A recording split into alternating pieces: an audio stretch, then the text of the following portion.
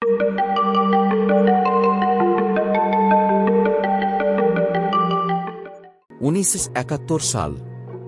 পশ্চিম পাকিস্তানের সরকারের অত্যাচার থেকে মুক্তির জন্য পূর্ব পাকিস্তান, বর্তমান বাংলাদেশ, বিদ্রোহ শুরু করে। মানুষ স্বাধীনতার জন্য লড়ছে, কিন্তু তাদের পক্ষে ক্ষমতাধর পাকিস্তানি সেনাবাহিনীর মোকাবিলা করা খুবই কঠিন। এমন সময় বাংলাদেশিরা ভারত থেকে সহায়তার আবেদন জানায়। ভারতের প্রধানমন্ত্রী ইন্দিরা গান্ধী এই আহ্বানে সাড়া দেন এবং তৎক্ষণাৎ বাংলাদেশের নেতা শেখ মুজিবুর রহমানের সাথে পরামর্শ শুরু করেন। ইন্দিরা গান্ধী বলেন, আমরা বাংলাদেশের পাশে আছি। এই সংগ্রামে তোমাদের একা লড়তে হবে না। ভারতের সেনাবাহিনী, নৌবাহিনী এবং বিমান বাহিনী প্রস্তুতি শুরু করে। মুক্তিযোদ্ধাদের সাথে মিলে পাকিস্তানি বাহিনীর বিরুদ্ধে মোকাবিলার জন্য তারা সকল রকমের প্রশিক্ষণ ও সরবরাহ নিশ্চিত করে।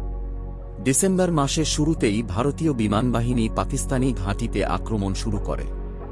একই সাথে ভারতীয় ও মুক্তিবাহিনী মিলে বিভিন্ন স্থানে আক্রমণ চালায়।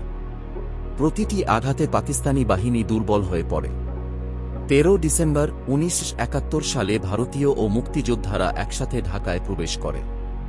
চারিদিকে মানুষের উল্লাস। তারা জানত স্বাধীনতার সোনালী দিন এখন দূরে নয়। 16 ডিসেম্বর পাকিস্তানি বাহিনী আত্মসমর্পণ করে এবং বাংলাদেশ স্বাধীনতা অর্জন করে। বাংলাদেশের সবুজ লাল পতাকা উঠতে থাকে চারিদিকে। ইন্দিরা গান্ধী বলেন, এটি শুধু বাংলাদেশের নয়, আমাদের সবার বিজয়। এই ঐতিহাসিক বিজয়ে ভারতের ভূমিকা ছিল অপরিসীম। দুই দেশের মানুষের মধ্যে বন্ধুত্বের একটি নতুন অধ্যায় শুরু হয়। এই সহযোগিতার মধ্য দিয়ে এক নতুন সূচনা হয়, যা আজ শেষ হতে বসেছে।